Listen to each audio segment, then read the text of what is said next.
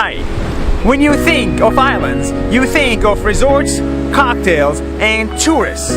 But I find that boring. That's why in the islands of the Azores, there are no tourists, there are no resorts, and there are no cocktails. But it's not boring. Because you're living on a volcano, when it erupts, like this one 60 years ago, you are toast.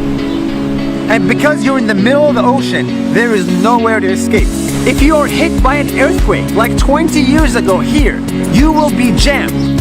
Just like this ruined house, this church, and that church. If you want to go swimming in the ocean, be my guest, because you will be scrambled eggs. What I'm saying is, if you put hundreds of volcanoes in the middle of the ocean, have people live on them, next to dolphins, waves, and cows, you get more than just a boring island. You get the Azores. And it's delicious. That's 1 minute. See you tomorrow.